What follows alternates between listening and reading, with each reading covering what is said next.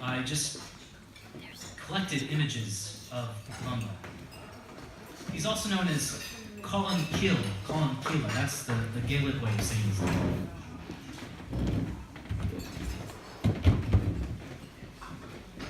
These are images of Columba in Scotland and in Iona, in Glasgow.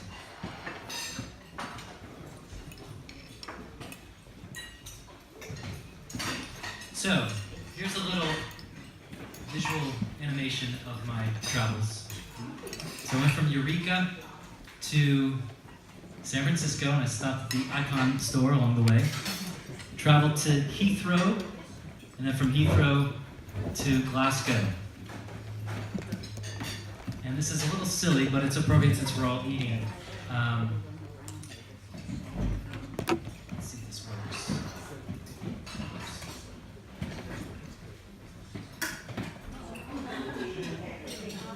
There's supposed to be some audio with this. But my wife, Ashley, did not believe me when I said I would probably enjoy haggis. And this is me trying to prove her wrong. That's me eating haggis. You're not getting the audio.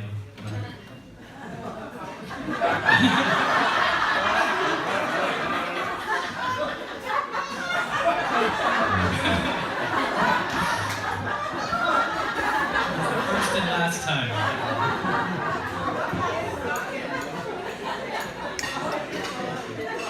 I'm wondering, is this audio going to work? Do I need a different...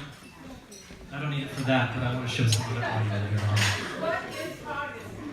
That's a great question. Somebody else could probably answer this, but it's meat that's wrapped in lamb's stomach. Somebody else want to elaborate?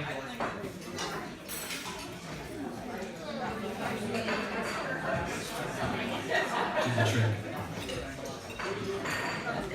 So after eating haggis, I experienced Scotland as an Episcopal priest, so it's obviously going to be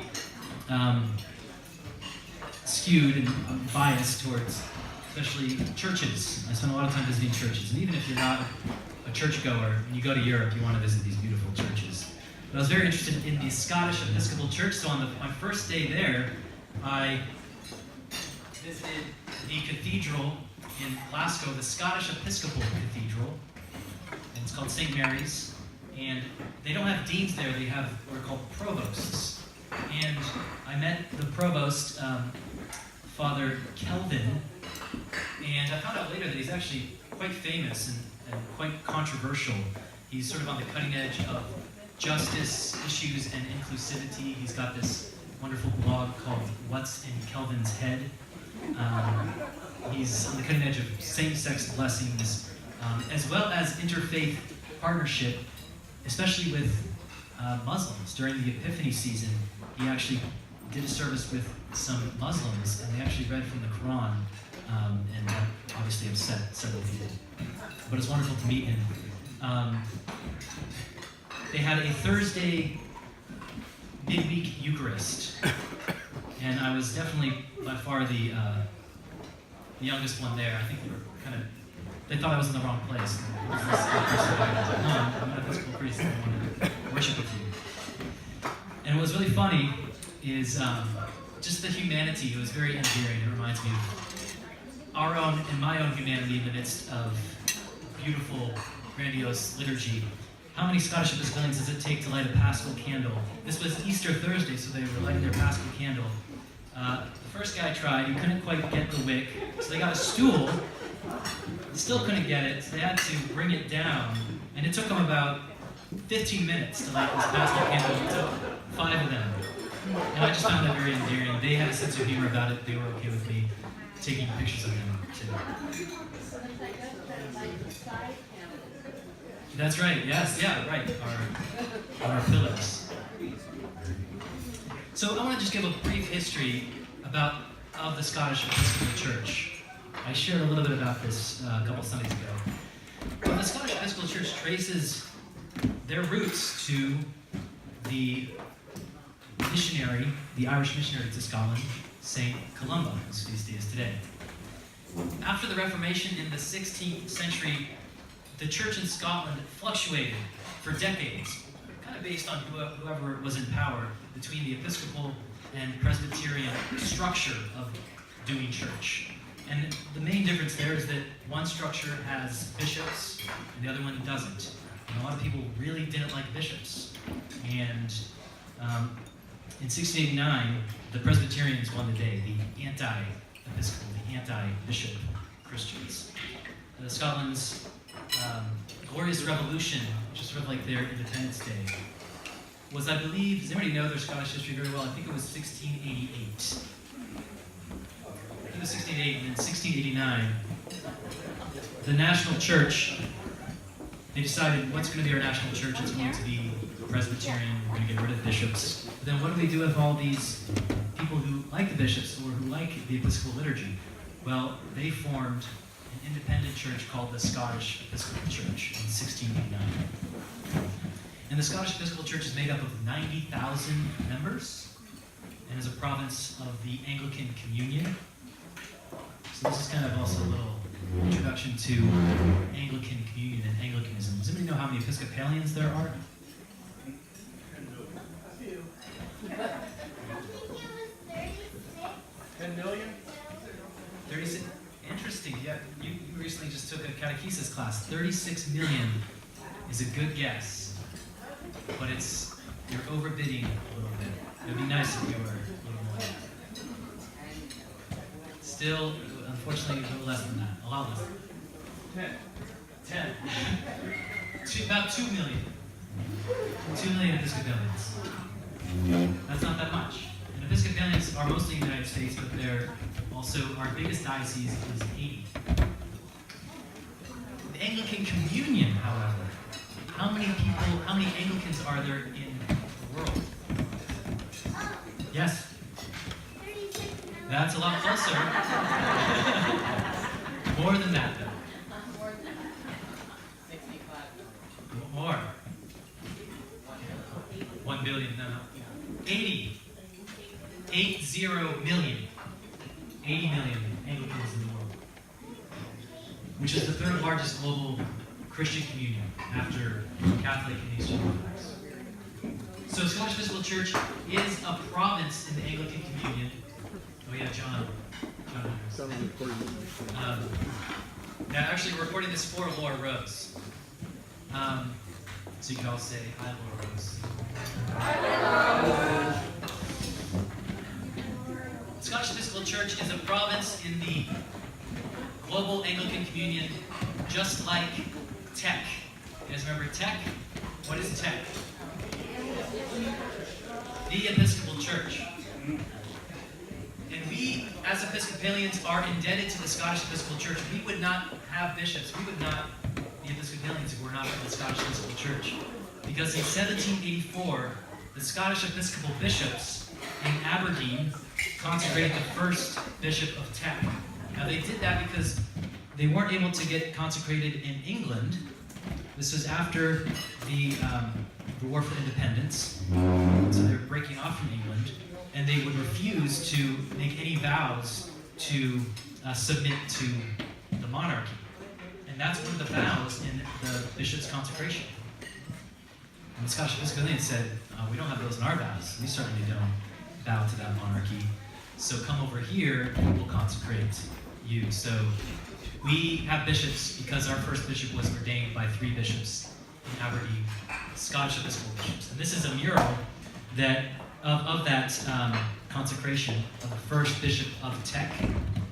Bonus points, maybe you can tell me who that is. Nice, Seabury. Samuel Seabury, 1783. This mural is in a cathedral in California. In San Francisco? Yes. So this is Samuel Seabury, Bishop of Connecticut. So he's the first bishop of the Episcopal Church, was Bishop of Connecticut. And he moved the American church to adopt what's called the Scottish form of Eucharistic prayer. We got rid of what's called the epiclesis and the prayer of oblation. Notice when I say, send thy Holy Spirit upon these gifts, and I usually make the sign of the cross.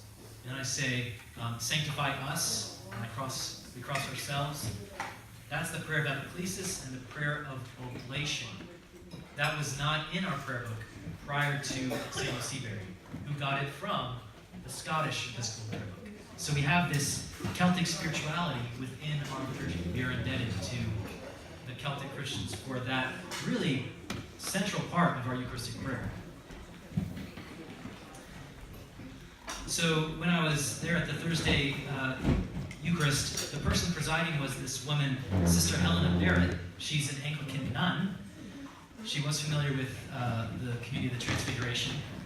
But she's part of a group called Companions of Our Lady and Saint Mungo. Who here has heard of Saint Mungo?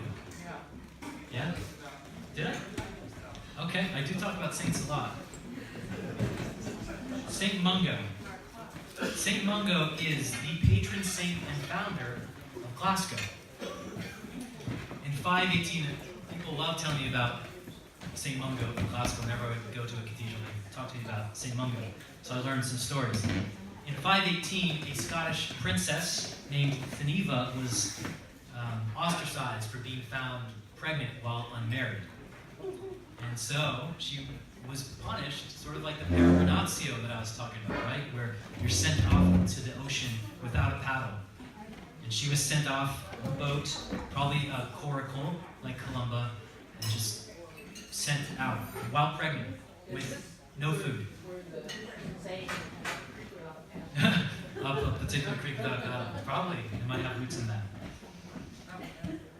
So she was put into a boat with no paddle and set adrift. And then she landed on a beach west of Edinburgh, where she gave birth to her son, Kentigern. And the village where she landed had a village priest who baptized Kentigern and called him Mungo, which means my beloved, my dear friend. Now, he was in this village with a mother, and this questionable pedigree had no father. And so he was treated as a bastard child. Not too unlike some stories of how Jesus was treated growing up. So he was often ridiculed, bullied by others, by young people when he was growing up, and often scapegoated. And there's this one story, there's several stories, but there's this one story of these young children playing with a robin and then killing the robin and feeling kind of guilty about it, but deciding, let's just deal with this guilt by blaming it on Mungo. So Mungo killed the bird, everybody's mad at Mungo. So Mungo responded to being scapegoated by taking that bird and healing it and bringing it back to life. It's a beautiful story. He became a monk and then a priest and then a missionary bishop. And this is again that Celtic peregrinatio style of just letting the Holy Spirit lead. He let 2 wild bulls lead him on a cart to his new home. He said, God, where do you want to take me? He had 2 wild bulls. And he built a Christian colony where those 2 wild bulls landed. And he had a band of helpers who built his community. He called them Dear Family, which in Welsh is y Glasgow, a phrase that eventually became Glasgow. And this is the coat of arms for Glasgow. And you see there's a robin. And then there are these murals all over Glasgow. They're called the St. Mungo murals. These beautiful, tender images of people holding robins. Saint Mungo. And this is a statue of him at one of the universities there, or I think it was the City College there. And then this is the Cathedral of Saint Mungo, which is Glasgow Cathedral. And it's it's not the National Cathedral, which is in Edinburgh, but it's one of the Presbyterian Church of Scotland cathedrals. And that's where Saint Mungo is buried. A really beautiful cathedral. And if you walk down the road from Glasgow Cathedral and St. Mary's Cathedral, you will go to Kelvin Grove Park, and they have an art gallery and museum. This is the Floating Heads exhibit. And I want to say something about these pieces.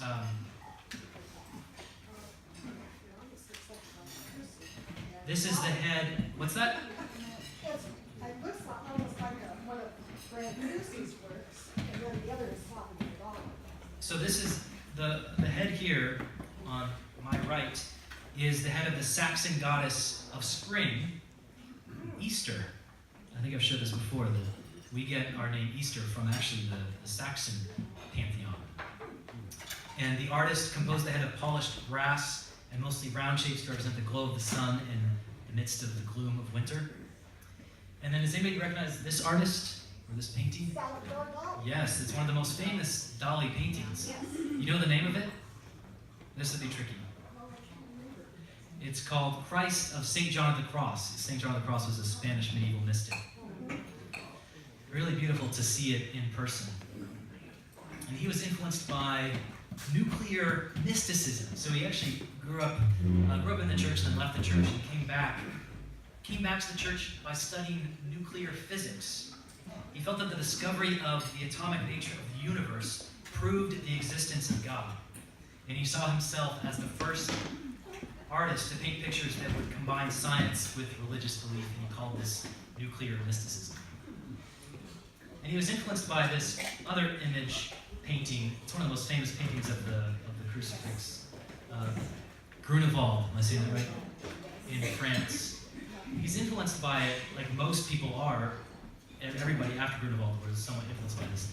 But he's influenced by it by kind of doing something opposite. Notice how contorted Jesus is here with his hands. Jesus isn't quite as contorted on Dali's painting. He's a little bit more at peace. And there's a lot more to say. It's sort of the triangle formation represents, in Dali's mind, the atom. And the way it's oriented, it's supposed to represent the cross as it's brought to someone's lips before they die. It's really beautiful to see that in person. Another image of the art gallery and museum. Is David Sheppy still here? Take off. Yeah, David, I want you to hear this. Can anybody guess who this is? I'll give you a hint. It was the Golden Halo winner of Lent Madness 2019. You know right now? St. Therese. Close. It was a woman. Yes. And our Golden Halo winner should know too. Martha of Bethany, one of the matron saints of our parochial mission. So I saw this, and I saw this creature down here. This is called a Tarasque. And there's this story of St. Martha and the Tarasque. It's sort of like the proto-Beauty and the Beast, proto-King Kong story. It's really interesting. So in southern France, there's a village being terrorized by this creature. In most images, it's much more terrifying and large. It's like a dragon with a lion and alligator-like features. And it's killing people in this town, and they're freaking out. And Martha of Bethany arrives, and she responds to this Tarasque with love and compassion.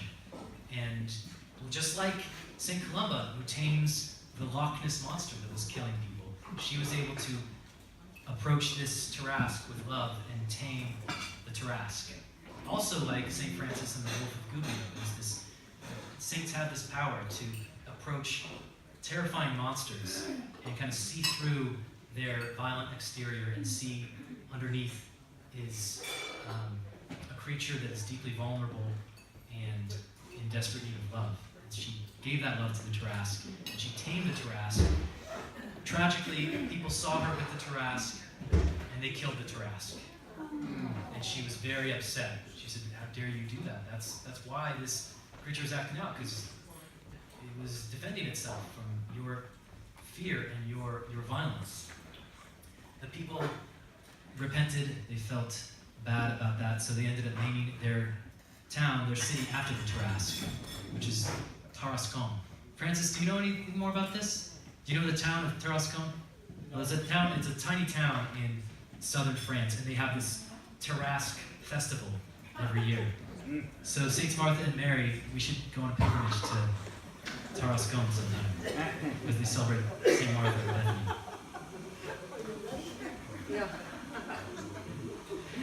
And on that note, the Latronal Feast Day of Saints Martha and Mary is going to be celebrated this year on July 21st.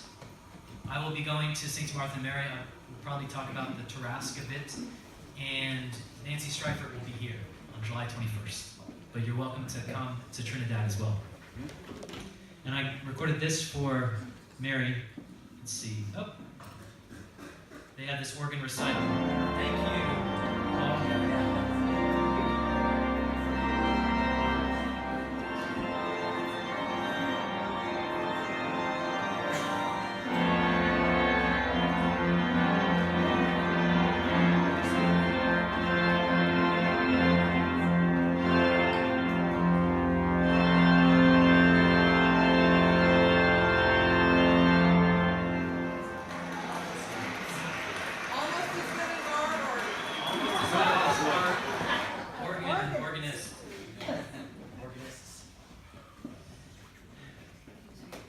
I want to share a map that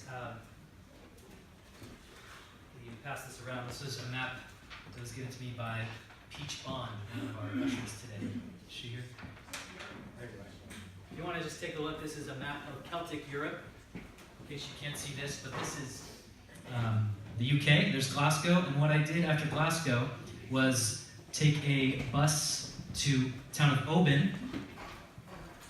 And from Oban, I took a ferry to Craigmuir. And then from Craigmuir, I took another bus to Fianfort, and then took another ferry to Iona. This took me at least 6 hours. It's a real pilgrimage to get there. And it's a really tiny island. It's only 3 miles long and about 1.5 miles wide. And these are some pictures of me that I took while I was on the ferry of Lighthouse. And this is when I first arrived at Iona, this kind of ancient Celtic cross. This is the bishop's house. They call it that. It used to be called St. Columba's Retreat Center, but there's a bishop of Argyll, a Celtic, Scottish bishop that would just spend so much time there and became known as the bishop's house. It's the Scottish Episcopal Retreat Center. And it can house up to about 23 people. And it's really nice. It's a beautiful little chapel. And so I'm already thinking, not this next year, but the year after. This next year we're going to be busy with our sesquicentennial, but the year after, I'd love to take a group of you and do a week-long pilgrimage and stay at the bishop's house. And this is a picture I took. I don't know if you can see here. Rainbows were always landing right here. It's the end of the rainbow, bishop's house. The daily worship, Holy Eucharist, every day at 8:15 a.m., and then Compline at 8 p.m. And then I think on Sundays they do evensong. And I tried to go there as often as I could, as long as I could fit it into my retreat schedule with my retreat leader, John Philip Newell. This is me with the former chaplain of University of Aberdeen, which is where Pastor Dan Price went and earned his PhD. But he was there before she was there. Her name is Reverend Dr. Easter Smart. First name Easter. She was born on Easter. Now she's not Scottish Episcopalian. She's Church of Scotland. When you hear Church of Scotland, you think Presbyterian. And so they were supposed to lead the liturgy, the Eucharist and the Compline services every day, but they weren't Episcopalian. So they were kind of just winging it. And when I arrived, they felt kind of embarrassed because, like, oh, here's an Episcopal priest who knows kind of what to do. We don't know what we're doing. But it's slightly, even the Scottish liturgy is different than ours. So they put me to work. So I actually presided their last day. And it was this wonderful group of people from Curry, which is a town south of Edinburgh. Curry Kirk. They call churches kirks there. And that first night that I went there, I actually went with one of my fellow pilgrims who was a missionary in Africa. I can't really see him too well, but he was right here.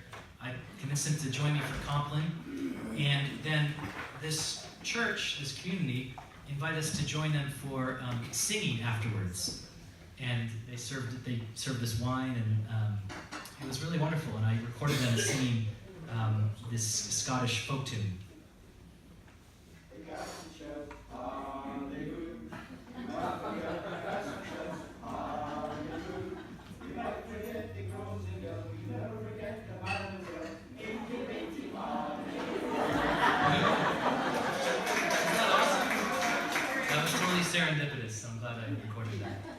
And then after they played, they're like, well, now you guys have to play.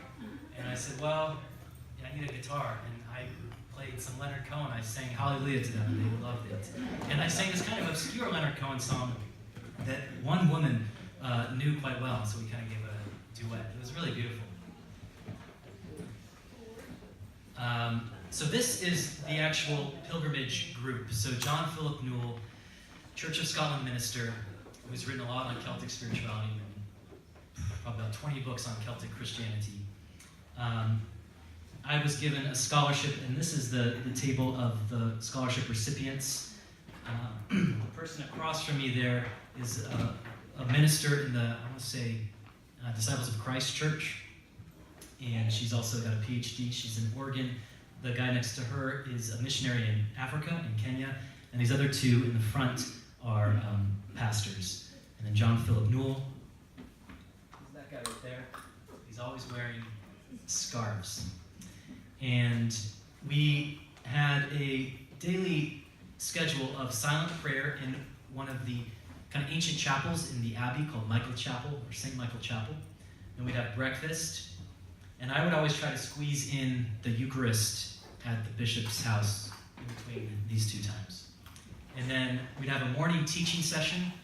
John Philip Newell is an exquisite teacher. I mean, he's been doing it for decades. But he gave a lesson on,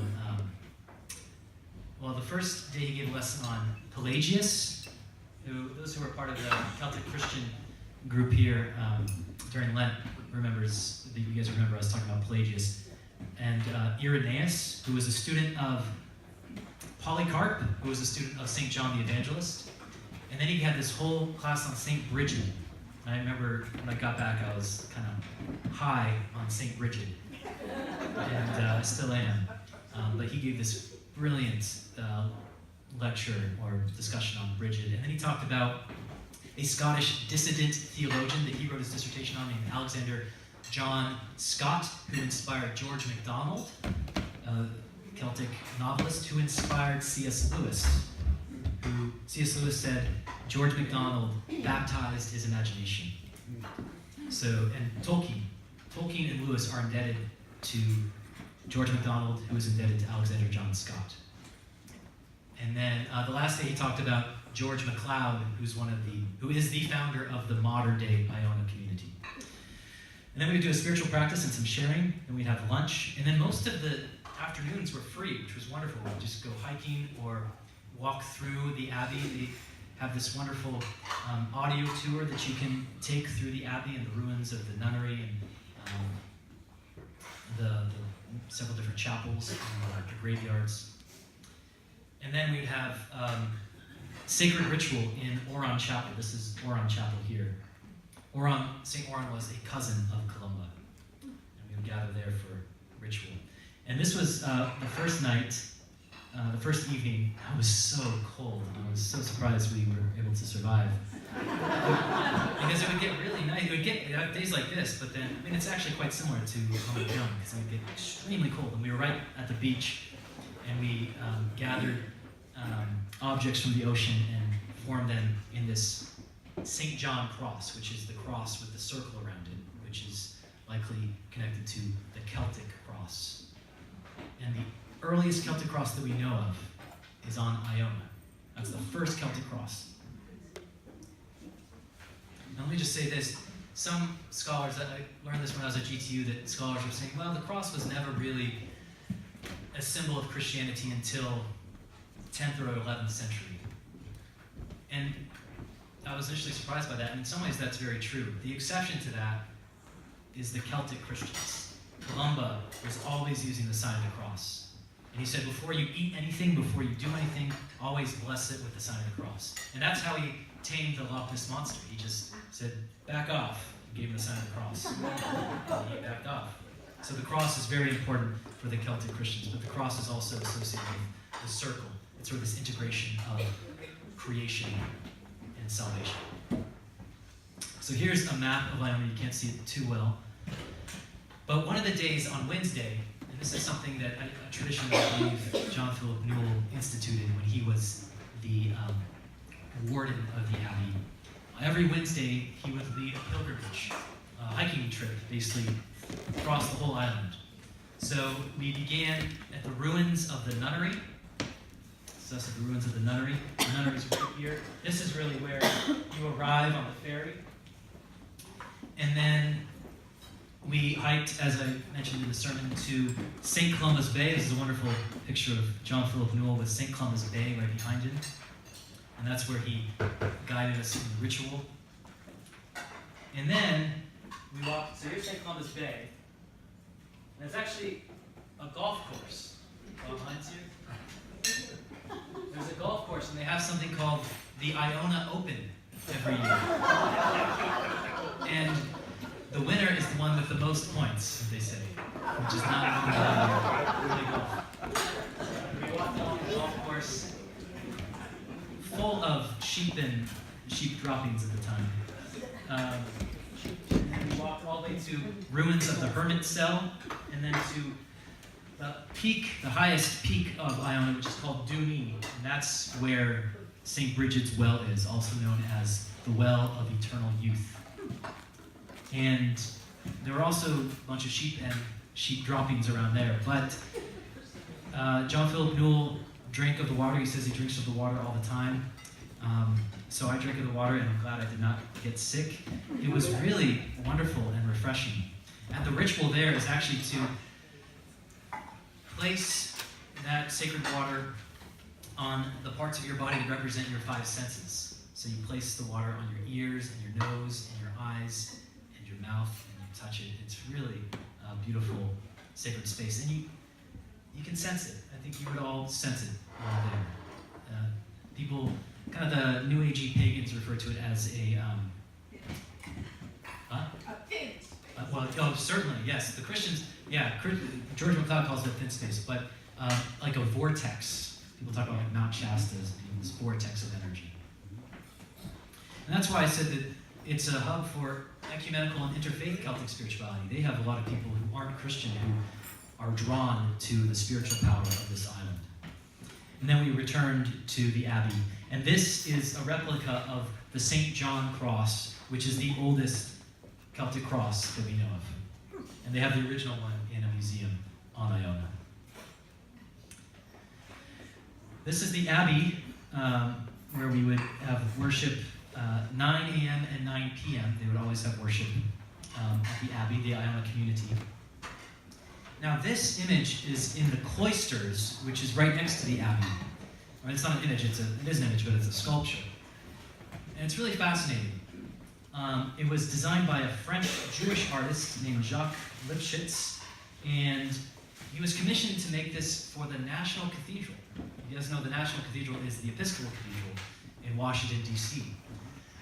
He made this, and people liked the idea when he described it to them, but then when they saw it, they said, what is this? This is way too explicit and scandalous. It's way too feminine. And it was actually, the original name was called The Lady of Delight, Our Lady of Delight. And the National Cathedral said, let's not use that, let's instead use the statue of George Washington riding a horse. So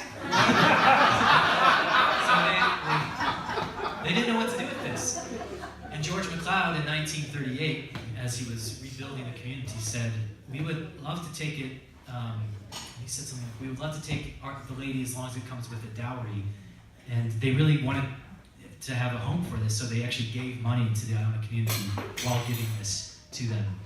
And Jacques Lipschitz decided to change the name, a less scandalous name, to call it the Descent of the Spirit. But it's really powerful. Anne Van Zandt said she visited Iona, and this is the one thing she really remembers.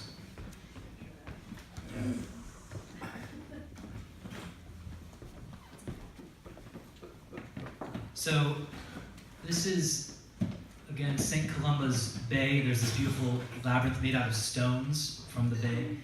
And I want to just give you a taste of the beautiful Celtic Scottish voice that I got to hear every day. I'm recording this, maybe some of you have already seen this, but I'm recording this kind of trying to be inconspicuous. You know, it's not the most polite thing to, put your camera right in front of someone, especially in the midst of a kind of intimate setting. So I was kind of holding it like this. So the video is not great, and you're picking up some wind and other sounds, but let's see if we can hear it.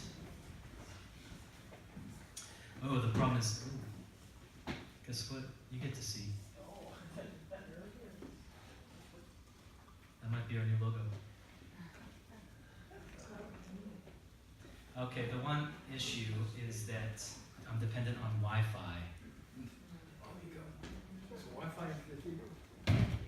And it doesn't seem to be working. Well, let's see. Yeah, but it's going to take a long time. Just email it to me. It should be the right.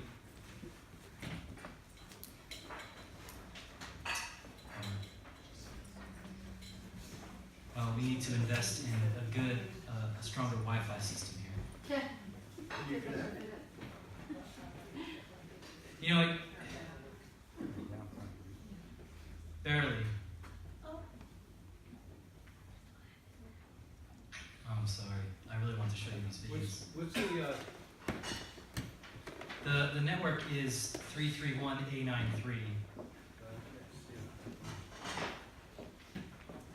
is it the password or is it the name of the network? It's the network. Oh, You use the phone as a hotspot. I don't know if I know how to do that.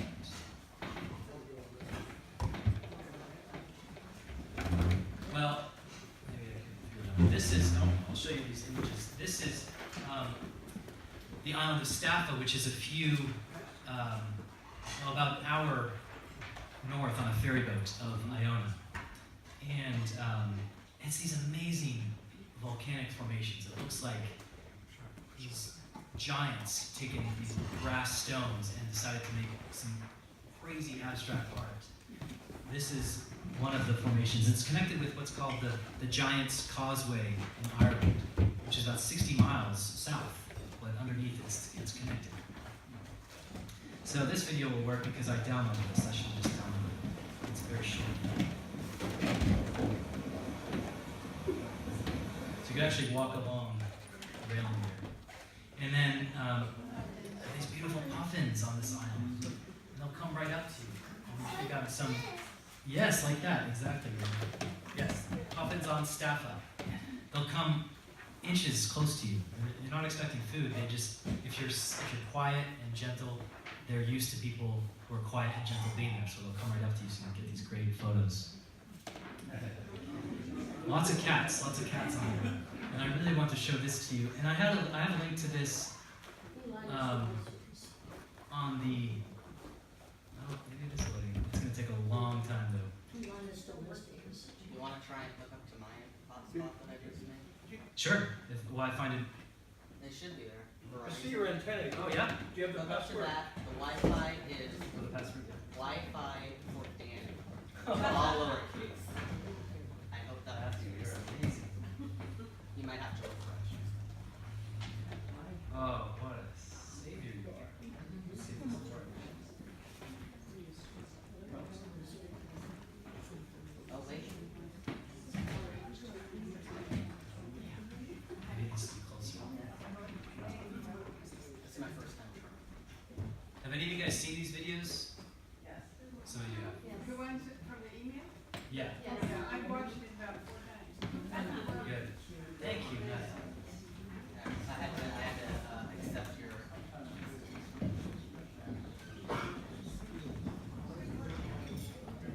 Silence. Let's remain attentive to one another and don't hesitate to offer an arm to someone if they're struggling a bit going down. And don't hesitate to get down on your hunkers and slide down a bit if it's too slippery. But when we get to Columbus Bay, we'll remain in silence for the entire time there. And I invite you into a twofold ritual. The first is pick up a stone or allow a stone to beckon you. And allow that stone to represent something that you're being invited to let go of in your life.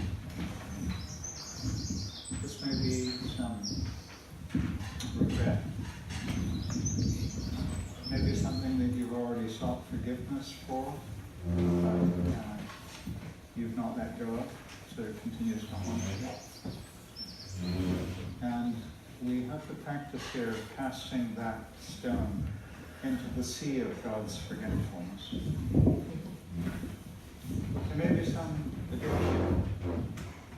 There may be not just an individual letting go, it may be something that we want to let go of from our nation, our addiction to power. So I invite you just to be attentive to what needs to be let go of, both at an individual level, but also at a community level. Maybe something in our religious tradition we need to learn to let go of, in order that we may open to what the new beginnings are. Maybe something in our nation, human species, that we need to let go of, in order to reclaim the real relationship with the rest of the earth.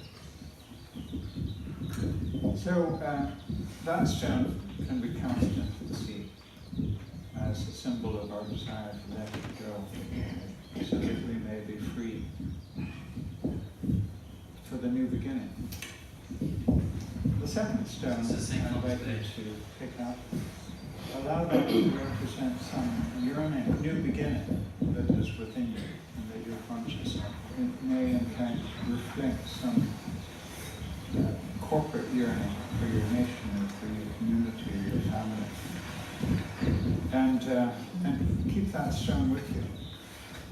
Take it home with you and allow it to be a reminder at home of this yearning for new beginning that you express here. Iona is very forgiving of us taking her stones to, remember what your carry-on is going to be like for. He would always call us back with this bell. So we'd walk all the way down to the bay in silence. It was wonderful doing all these hiking trips in silence, partly in silence and partly talking. And then he would call us back for lunch. Good, so let's see if this other one will work.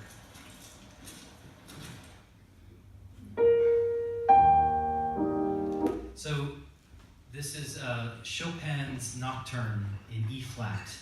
And the reason I chose this is because the Scottish dissident theologian that John Philip Newell studied, Alexander John Scott, used to spend time with Anglican theologians F.D. Morris and Charles Kingsley, who were actually part of the Christian socialist movement, and they would often have soirees with Chopin.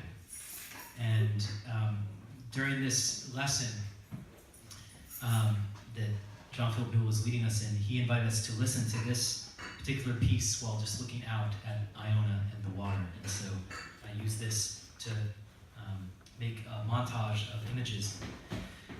And this is recorded at St. Bridget's Well. And as I was there the last day, I went there by myself the last day, and it was actually slightly terrifying. There was a pair of wild geese that just started honking right behind me. It freaked me out. And that's, again, the Holy Spirit will do that as she manifests in wild geese. And so I wasn't able to get an image of them swooping by me and scaring me, but they kept flying around, and I got an image of them. They're flying.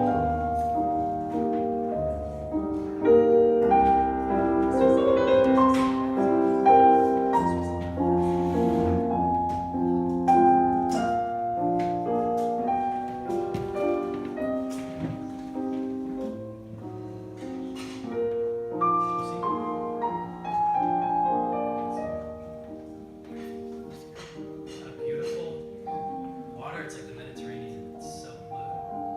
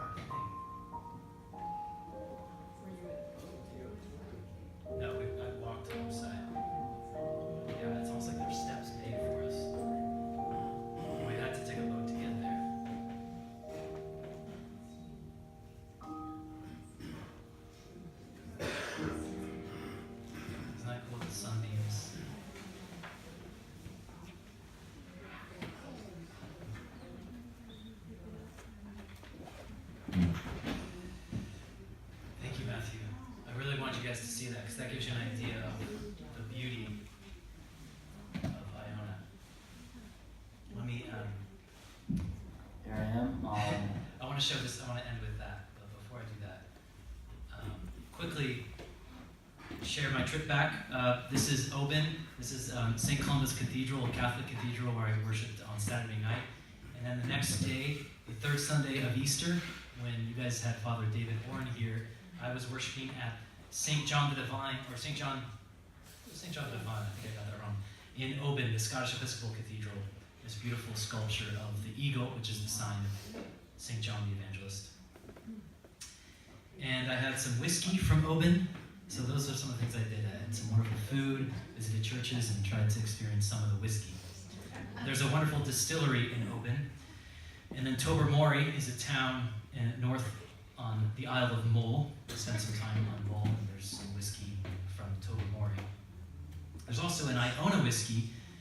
There's no distillery on Iona, but there's a distillery on Mull, and they called it Iona whiskey. And here's me recording a visual experience on the barrel ride at the Scotch Whisky Experience in Edinburgh. Is, after all, a vital ingredient in the art of making Scotch whisky. Water is vital. Aqua vita, organic, muscaria. So, this is just I love etymology of words. I love studying words. Whiskey comes from the Latin aqua vitae, which means water of life, and translates in Gaelic to ushkavea, ushkavea, and then over time it becomes whiskey. So whiskey means water of life. And I was always thinking about a way to incorporate that into a sermon as I got back, partly because the water of life was mentioned in the Revelation readings almost every Sunday since I was back, but it just didn't feel right. But this is a better space for it. Yes, Iona. The Russian for water is voda, but vodka comes from that. Oh, yes, right. Thank you. You are not, no. No, you're not. You just stick with water. Have any of you heard of Iron Brew? Angus, have you had Iron Brew? It's really good. This is a Scottish soda. And I saw everybody was drinking it, and the Scots love it. It's a source of patriotic pride.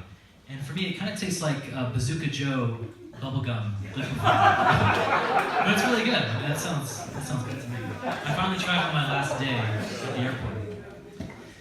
And this is St. Giles Cathedral in Edinburgh. So I spent one day in Edinburgh.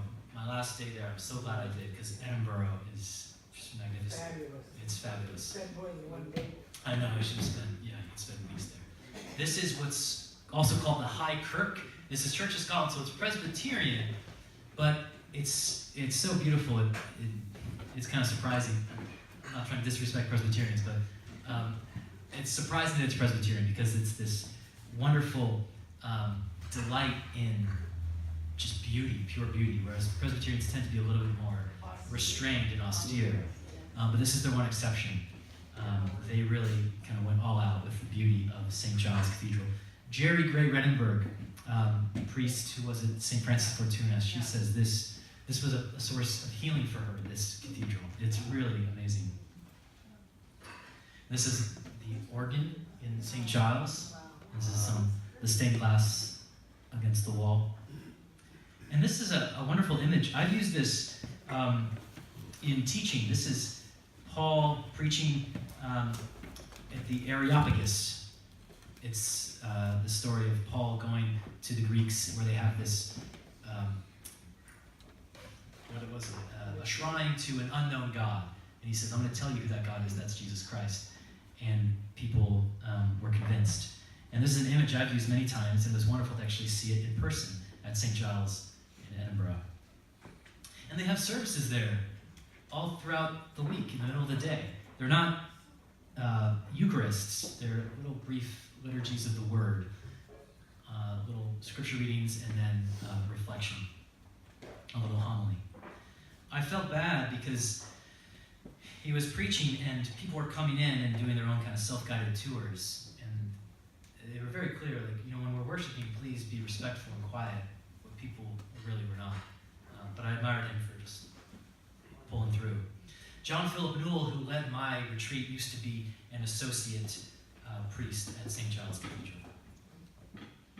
They have this little chapel attached to St. Giles called the Thistle Chapel. Thistle is one of the symbols of Scotland. Magnificent chapel, magnificent carvings. This is the unicorn with the St. Andrew Scottish shield. A unicorn is another symbol of Scotland. Bless you. And then this is wonderful. This is one of the most famous symbols of St. Giles Cathedral. It's an angel playing the bagpipes. So of course the Scots believe that angels are playing bagpipes. On the floor of the Thistle Chapel, they have these tiles of marble, and the marble was quarried from this wonderful mystical island known as Iona. So Iona kind of kept coming back for me. There's a wonderful Scottish Episcopal Church. So again, that St. Giles is not Episcopal, that's Church of Scotland. But I did visit several Scottish Episcopal churches in Edinburgh. This is one of them. Look at that interior, it's magnificent. This piece reminds me of a piece in St. Martha and Mary. David, like, what is the name of that piece? Connie Butler's piece. It's like the Trinity. But it's kind of a similar style. And then this is me eating a burger.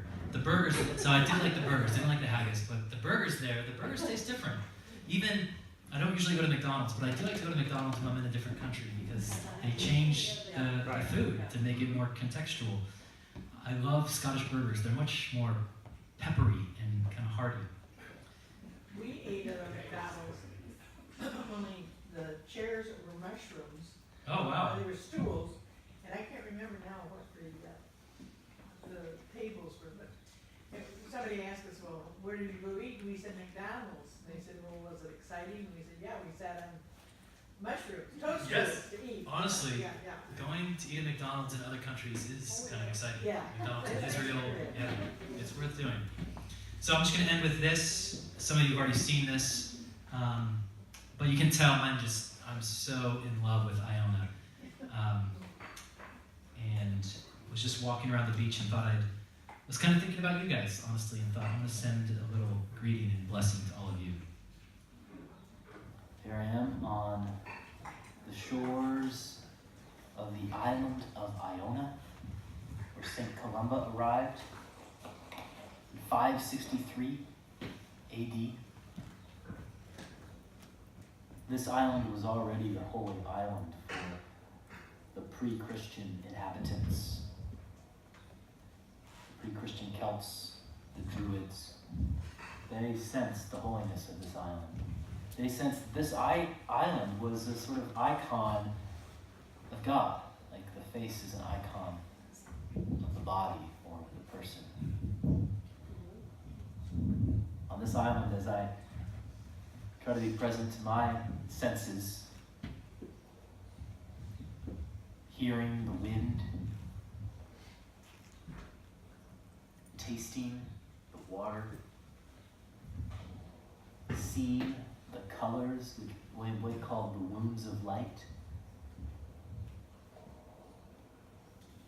smelling all the many fragrances, the organic gardens, the marine life, the sheep, the hairy coos,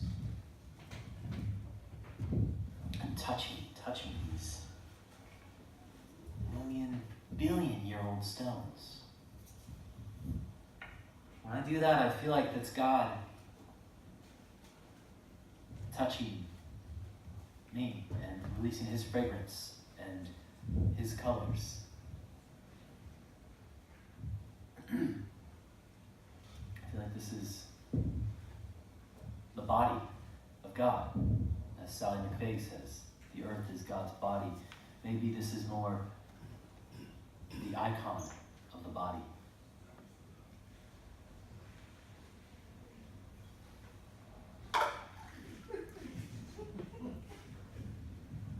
So the invitation is to be present to the senses and experience God's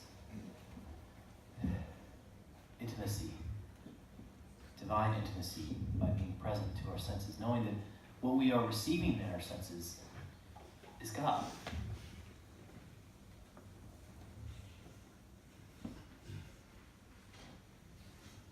Karen. You're probably picking up some of the wind on this microphone, but I hope you're also picking up some of the noises of the birds, the seagulls, the puffins, and the water.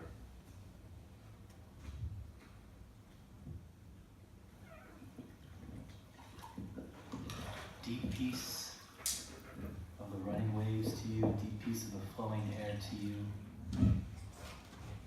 deep peace of the quiet earth to you, deep peace of the sheep, the puffins, and the hairy coo to you,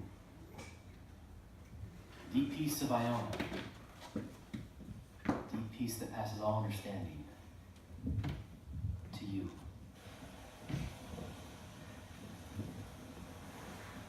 The blessing of God, the Creator, the Redeemer, and the Sustainer be with you and remain with you forever. Amen.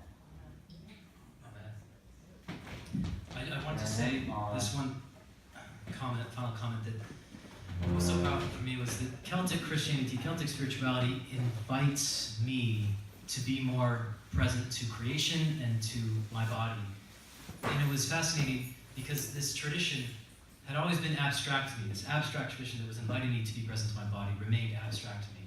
So while I was on Iona, I was able to experience through my five senses in a more corporeal way the tradition that was inviting me to be present to my senses. So it was a real gift, and I really hope to travel with you there sometime. I want to let you know that there's a whole playlist. There aren't that many more, but I got on this kick of making these videos.